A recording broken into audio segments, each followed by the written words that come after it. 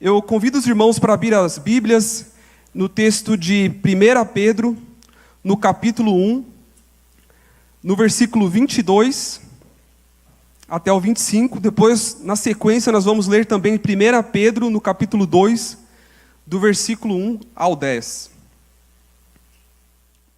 Tendo purificado a vossa alma pela vossa obediência à verdade, tendo em vista o amor fraternal, não fingido, amai-vos de coração uns aos outros ardentemente, pois fostes regenerados, não de semente corruptível, mas de incorruptível, mediante a palavra de Deus, a qual vive e é permanente.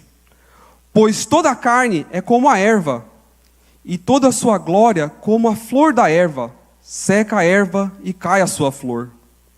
A palavra do Senhor, porém, permanece eternamente. Ora, se esta é a palavra que vos foi evangelizada. Agora indo para o capítulo 2, versículo 1. Despojando-vos, portanto, de toda maldade e dolo, de hipocrisias e invejas, e de toda sorte de maledicências. Desejai ardentemente, como crianças recém-nascidas, o genuíno leite espiritual, para que, por ele, vos seja dado crescimento para a salvação. Se é que já tendes a experiência de que o Senhor é bondoso, chegando-vos para ele a pedra que vive, rejeitada sim pelos homens, mas para com Deus eleita e preciosa. Também vós mesmos, como pedras que vivem, sois edificados casa espiritual, para ser de sacerdócio santo, a fim de oferecer de sacrifícios espirituais agradável a Deus, por intermédio de Jesus Cristo. Pois isso está na Escritura: eis que ponho em Sião uma pedra angular, eleita e preciosa, e quem nela crer não será de modo algum envergonhado.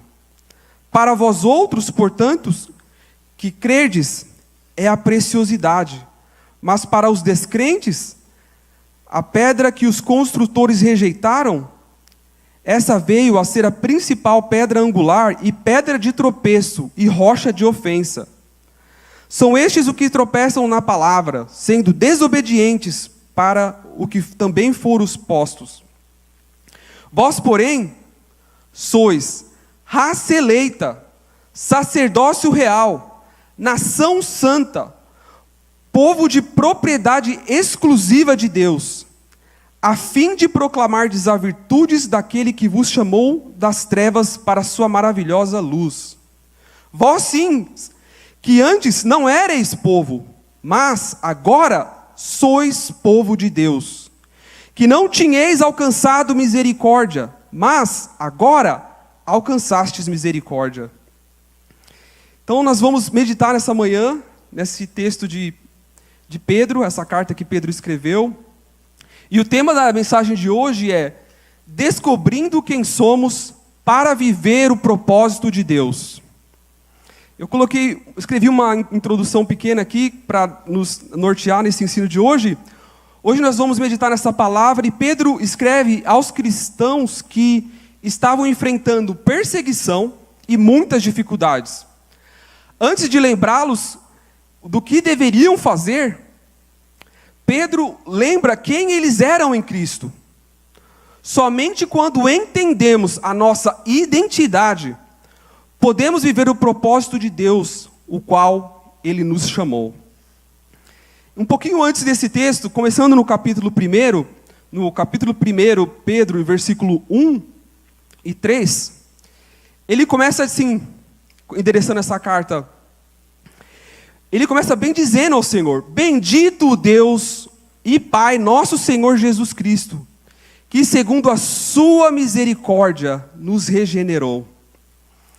Então ele começa bem dizendo ao Senhor e dizendo que tudo começa na onde? Na misericórdia do Senhor. Então o trabalho de Deus na nossa vida começa em Cristo, começa em Deus, não começa na gente. E ele relembra dessa misericórdia, e ele também, quando escreveu essa carta, ele diz que eles estavam enfrentando perseguições. E essas perseguições, na verdade, tinham um intuito.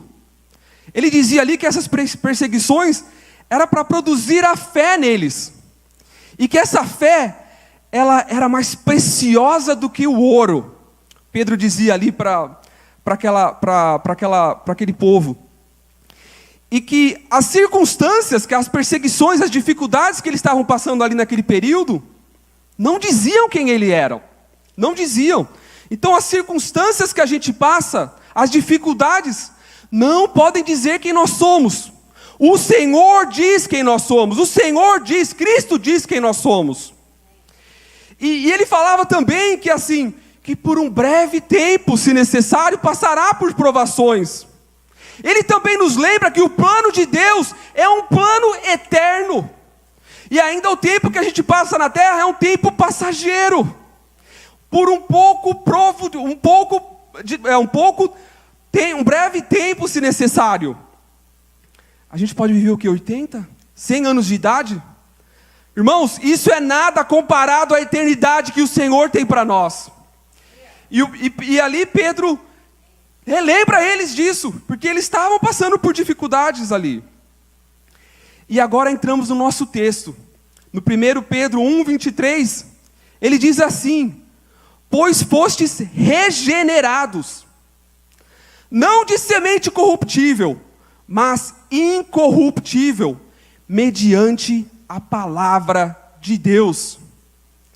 Então nós sabemos que nós herdamos a nossa natureza de Adão, natureza humana, e que nessa natureza a gente nasce sujeito ao pecado, corrupção e morte. Mas Pedro diz aqui que Jesus Cristo, Ele nos resgatou. E ele diz aqui que nós fomos regenerados. O que a palavra regenerado quer dizer? Gerado novamente. O que isso quer dizer? Novo nascimento. Nós fomos nascidos em Cristo. E nós temos uma nova identidade. E agora começando no capítulo 2, Pedro nos diz o que? Agora nós somos nascidos de novo. Como nós devemos proceder? Como deve ser a nossa vida cristã? E ele diz assim: despojando-vos, portanto, de toda maldade e dolo, de hipocrisias e invejas e toda sorte de maledicências. A palavra despojar significa desvestir, deixar para trás. Isso não faz mais parte da sua natureza. Porque fomos regenerados, agora devemos viver de acordo com essa nova identidade que Cristo nos deu. E eu acho interessante que ele usa uma das palavras aqui, hipocrisias. Jesus falava que os fariseus, eles eram hipócritas. Hipócritas por quê? Porque eles falavam, pregavam, mas não viviam aquilo. Então o apelo aqui não é uma receita de vir para os cultos, de orar tais dias, mas não, é genuíno. A gente tem que buscar Cristo, e Cristo tem que se revelar através da nossa vida. 1 Pedro 1,14 diz assim: não vos amoldeis a paixões que tinhais anteriormente na vossa ignorância. Antes nós éramos ignorantes, agora não somos mais. Não é possível ter uma dupla identidade. Nascemos de novo, o molde, o padrão do mundo não nos serve mais. Como que a identidade julga uma pessoa no mundo? Pelo seu sucesso, pela sua carreira, pela sua educação, pela sua aparência. É assim que o mundo julga a sua identidade, mas não Cristo. Nós não somos julgados pela nossa aparência e nem pelas nossas dificuldades também. Então, primeiro passo, nós devemos deixar tudo para trás. E aí Pedro continua e diz assim, no capítulo 2, versículo 2: desejai ardentemente o genuíno leite espiritual, como crianças renascidas. Irmãos, o leite para um recém-nascido é algo vital, é um alimento que ele precisa. Como a criança expressa isso? Deixa ela algumas horas ali sem um alimento, o que ela faz? grita, e chora, e expressa a vontade dela de se alimentar. Pedro está dizendo que da mesma forma, após nascermos de novos, deveríamos desejar o genuíno leite espiritual, que é o que? A palavra de Deus. É a palavra de Deus que vai nos dar o crescimento. Da mesma maneira, deveríamos buscar a leitura da palavra diariamente, desejar. Irmãos, nós temos esse desejo. Nós buscamos a palavra do Senhor todos os dias.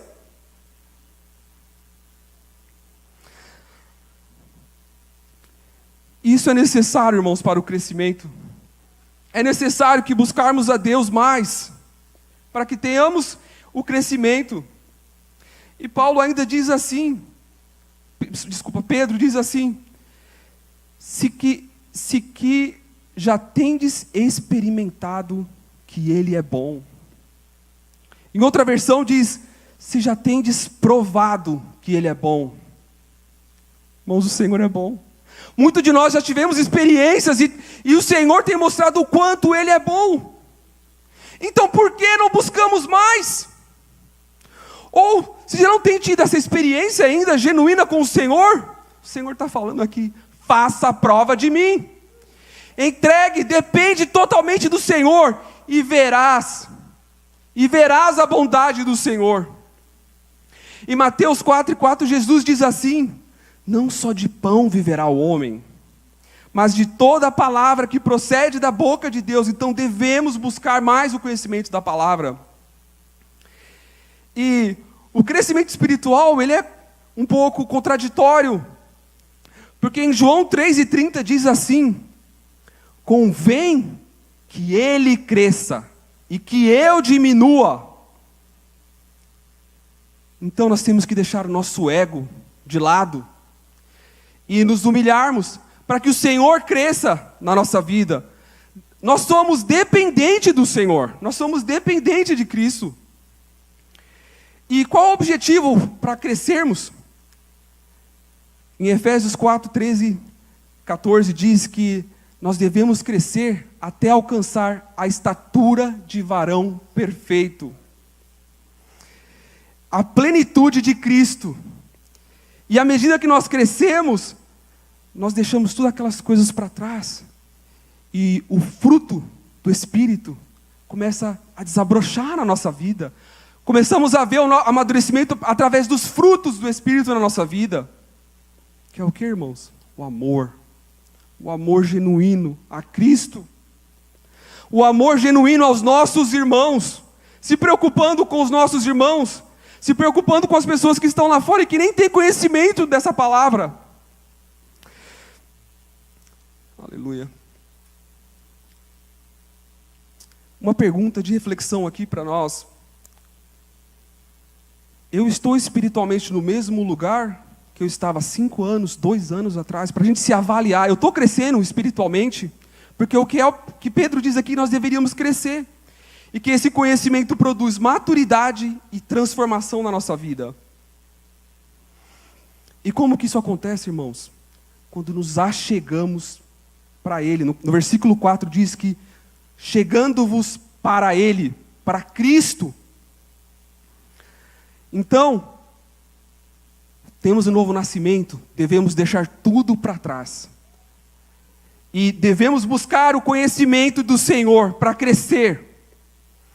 E ali, Pedro diz que no 1 Pedro 2:4, ele começa a revelar e dizer quem nós somos em Cristo. Ele diz assim, 1 Pedro 2:4, a pedra que vive. Cristo é a pedra viva. Nós chegando para Ele, que é a pedra que vive, a nossa vida tem que ser edificada em Cristo, fundamentada em Cristo. Então, a nossa identidade ela não está fundamentada na minha capacidade. Ela não está fundamentada nas conquistas. Ela não está fundamentada na nossa aparência. Ela não é fundamentada nas opiniões de pessoas que dizem de você. Não, ela está fundamentada em Cristo. Ela não está fundamentada no nosso passado. Às vezes nós carregamos coisas do nosso passado e aquilo influencia tanto na nossa vida hoje. E você não consegue viver aquilo que Cristo tem para você, mediante a coisas que aconteceu na sua família. Mas não, a nossa identidade ela é fundamentada em Cristo. Não na circunstância. Quando Pedro escreveu essa carta, eles estavam sendo perseguidos. Mas Pedro dizia para ele, não, essas circunstâncias, essas provas, essas dificuldades que você está passando hoje, não revela quem você é. Mas ela deve ser fundamentada em Cristo, edificada em Cristo, que é a nossa rocha, como nós cantamos no início do culto hoje. Senhor é a nossa rocha. Nós estamos firmes nele, não se abala. Amém? 1 Pedro 2:4 diz que essa pedra, ela foi rejeitada pelos homens e foi escolhida por Deus. E também diz no versículo 5 que também vós mesmos, como pedras que vivem, sois edificados casa espiritual. A nossa identidade, ela nasce com a nossa relação com Cristo.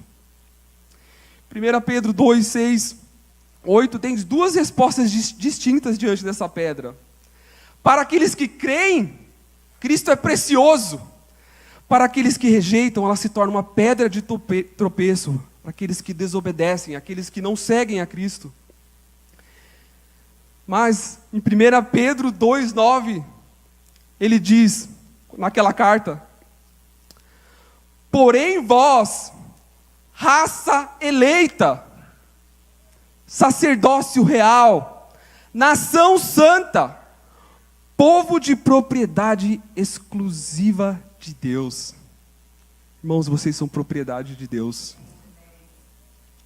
O Senhor os escolheu. Raça eleita significa isso. Escolhidos. Vocês foram escolhidos. Tá muitas notícias agora de que vai ter eleição, né? Não é assim? Vota nisso, naquilo. O Senhor os escolheu. Ele diz também que somos sacerdócio real. Sacerdócio real. O Senhor diz que você é sacerdócio real. No Antigo Testamento, qual que era o papel do sacerdote? Eles serviam no templo, intercediam pelas pessoas, eles ensinavam a palavra e representavam o povo diante de Deus. Irmãos, vós sois sacerdotes. Deus revela para nós quem nós somos, mas também tem um propósito através dessa revelação. E não é somente para recebermos, para chegarmos, buscarmos ao Senhor e recebermos, não, mas é para servir. Hebreus 4:16 diz assim, podemos nos aproximar confiadamente do trono da graça. Através do sacrifício de Jesus nós temos acesso.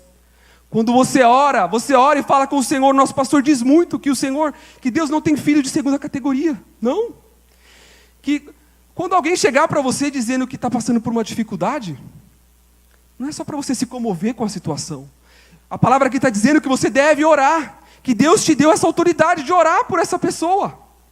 Então nós devemos agir dessa forma como sacerdotes. E isso traz benefício, acesso direto a Deus. Quando oramos, falamos com Ele. Nos dá autoridade de servir como representante do Senhor nesse mundo. E Pedro continua dizendo que nós somos nação santa. Nós somos nação santa. Se nós pertencemos a Cristo, nosso modo de viver deveria refletir a quem nós pertencemos. Se Ele é santo, que a palavra diz, sede santos. Nós não somos perfeitos, mas nós devemos buscar a santificação. Assim como a palavra diz que nós devemos buscar o crescimento, nós devemos buscar a santificação. E a palavra diz que nós somos santos. Nós somos propriedade e povo exclusivo de Deus.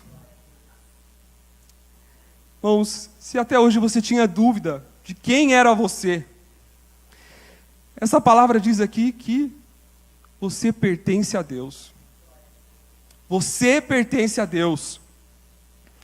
É propriedade e povo exclusivo de Deus. Isso nos traz segurança, porque a gente sabe que não é de nós, não depende de nós.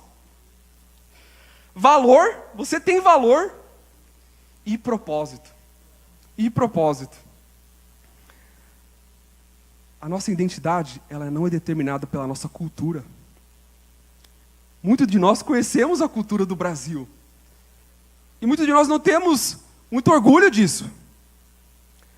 Mas a sua cultura não determina a sua identidade. O Senhor determina a sua identidade. A opinião das pessoas, hoje nessa era de redes sociais, posta, medido pela quantidade de likes, de visualizações. Não, irmãos. Isso não é a nossa identidade. Título, circunstância, não, ele não demonstra a nossa identidade. Se eu pertenço a Deus, tudo aquilo que eu faço, minhas decisões, relacionamentos, tudo isso deve honrar aquele a quem eu pertenço. Êxodo 19:5 diz assim, que tem um alinhamento muito grande com essa palavra e com esse texto de Pedro, que diz assim: agora, pois, se diligentemente ouvirdes a minha voz e guardardes a minha aliança, então sereis a minha propriedade peculiar dentre todos os povos, porque toda a terra é minha. Vós me sereis reino de sacerdotes e nação santa. Deus é maravilhoso, irmãos. Aleluia. Nós vamos discorrer aqui sobre alguns personagens da Bíblia que mostra como é importante essa questão da identidade e como que eles reagiram para a gente ter uma visão melhor. E eu também queria contar um testemunho rápido. Nasci no lar cristão, contei aqui algumas vezes, e ainda quando eu estava no ventre da minha mãe, o Senhor te conhece desde o ventre da sua mãe. O Senhor conhece pelo seu nome. E Ele diz, tu és meu. E antes da minha mãe saber que estava grávida, Deus usou uma irmã que chegou para ela e disse, aquilo que você tem no seu ventre é bênção, é para a honra e para a glória do Senhor. Minha mãe nem sabia que estava grávida ainda. Quando eu nasci atrasado. Nasci com diversos problemas de saúde. E tomava medicamento, muito antibiótico que eles me davam. E não sarava, não tinha cura. Uma hora meu pai se cansou. Meu pai se cansou de tanto comprar remédio. Ele pegou aquelas medicações, jogou na privada e deu descarga e falou, não, Senhor. O Senhor me disse que Ele era uma bênção, que era para a honra. Irmãos, daquele dia em diante, Jesus me curou. E Deus Pai sempre me contava essa história. Eu sempre soube quem eu era em Cristo. Irmãos, você é muito importante para o Senhor, irmãos. E eu sei que às vezes as dificuldades, as provações do dia a dia querem te falar o que é diferente, que não é. Mas você é especial para o Senhor. Na primeira ilustração que eu queria refletir aqui sobre o que estava na Bíblia, de Israel e os espias, o pastor sempre fala desse acontecimento, e o povo estava ali no Egito, e Deus pediu para que eles fossem espiar a terra. E Deus tinha uma promessa de que eles iriam herdar aquela terra, que manava leite e mel. E os espias foram lá, e por 40 dias rodearam a terra, e voltaram ali com um relatório. E voltaram e dizendo, a terra é boa. De fato a terra é boa, e eles trouxeram um cacho de uva, que era tão grande que precisava de 2 homens. Eu fico imaginando aquela cena, de tão grande era aquele cacho. Mas, eles também olharam para quem estava naquela terra, vivendo naquela época. E eles no relatório diziam que eram gigantes. E eram gigantes que de forma que eles se viam como se fossem gafanhotos. Essa era a visão que eles tinham, que eles eram gafanhotos. E isso, irmão, teve uma consequência. Deles não saberem quem eles eram. E por isso, eles peregrinaram mais 40 anos no deserto. E muitos daqueles que foram, e os que foram, na Bíblia, na verdade, relata que morreram e não entraram na terra. Então aqui, como é importante sabermos quem nós somos. Também na vida de Gideão, a gente pode aprender. Em Juízes, no capítulo 6 e versículo 11, diz que Gideão, ele estava escondido trabalhando. Porque os midianistas, eles viam e pegavam tudo. Eles vinham com seus gados, eles acabavam com tudo, deixavam ele sem nada. Então ele estava ali, escondido, Gideão. E um anjo chegou, Deus mandou um anjo falar com Gideão, em Juízes 6:12, e diz assim: o Senhor é contigo, homem valente. Gideão escondido. O Senhor diz quem nós somos, independente do que nós estamos vivendo hoje. Porque o Senhor vê, e Ele nos diz quem somos. E ali o anjo diz a Gideão, homem valente, ele estava escondido. E no Juízes 6:15 diz assim, Senhor, porque o anjo disse que ele havia sido escolhido para libertar o povo.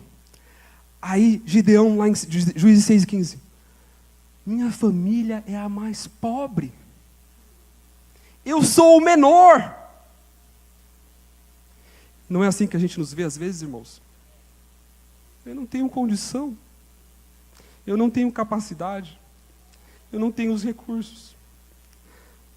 O Senhor não olha para essas coisas, irmãos. A visão do que o Senhor tinha dele e do que ele se via era totalmente diferentes. E a gente vê ali pela história que ele faz vários testes e Deus agindo com misericórdia. E Deus provando para ele quem ele era. Em Juízes 6:16 diz assim, o Senhor disse, eu estarei contigo. Ferirás os medianitas como se fossem um só homem. Era um exército gigante. Mas o Senhor disse, vocês vão ferir como se fosse um só homem. E ali eles venceram aquela batalha e o nome do Senhor foi glorificado. O Senhor está conosco. O Senhor está conosco. A história de Davi, que é muito conhecida, mas ela é muito rica. E também se relaciona muito com essa questão de identidade. Antes do Davi enfrentar o Golias, ele foi ungido. E quando Samuel chegou para ungir, na casa de Jessé, e veio todos os filhos de Jessé e se colocaram ali na frente de Samuel, e veio o primogênito, se apresentou diante de Samuel. Samuel, esse é grande, guerreiro, deve ser esse. E o Senhor, não é esse. O homem vê pela aparência, mas o Senhor vê o coração. E ali vai passando todos os filhos de Jessé, não é esse, não é este, não é este. Jessé, não tem mais ninguém? Não tem mais nenhum? Tem o Davi lá que está cuidando das ovelhas. Manda chamá-lo. E Davi vai lá e se apresenta, e ele é ungido pelo Senhor. Ele é escolhido pelo Senhor. E depois dessa experiência, eles estavam ali enfrentando uma batalha contra os filisteus, e aí que se dá a história de Golias. E Golias desafiava o exército de Israel, dizendo que mandassem um para que guiasse contra ele, e quem vencesse o povo que perdesse ia servir o povo quem venceu. E ali eles amedrontados, estavam com medo, o exército de Israel. E Jessé pede para que Davi fosse lá ver os irmãos. Vê lá seus irmãos como eles estão. Leva comida para eles. E Davi foi até lá, levar a comida e ver como os irmãos estavam. Ele levou a comida e era bem na hora que Golias se apresentava e confrontava o exército de Israel. E Davi, vendo aquilo, ele não acreditava. Davi sabia quem ele era. Davi sabia quem ele era em Cristo.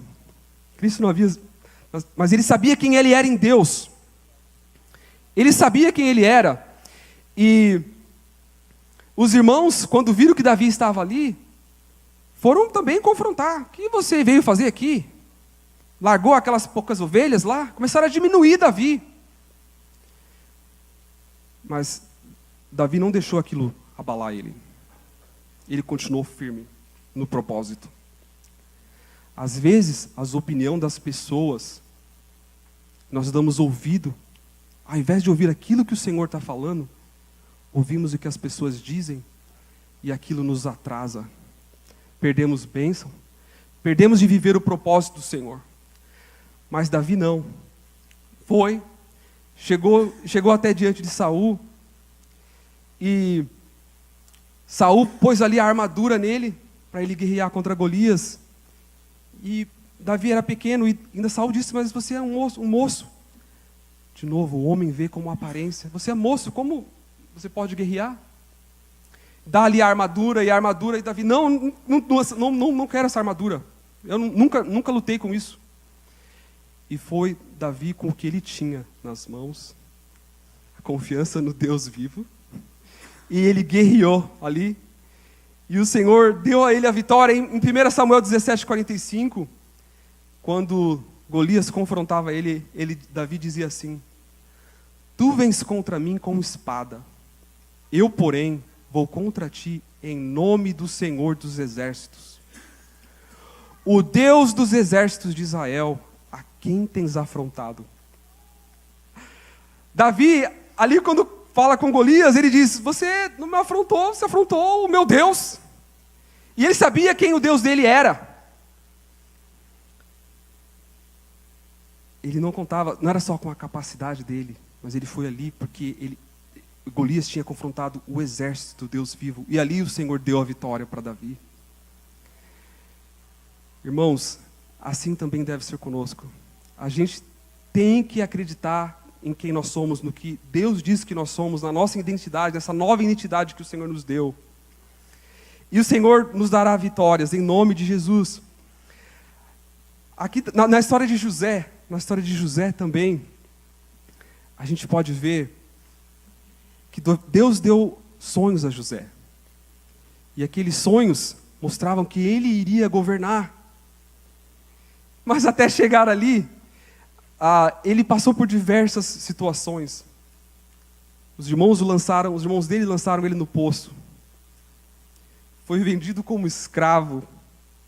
Falsamente acusado. Foi parar na prisão. Durante anos ele ficou ali esquecido. Mas ele não mudou quem ele era. Em Gênesis 39 repete: o Senhor era com José.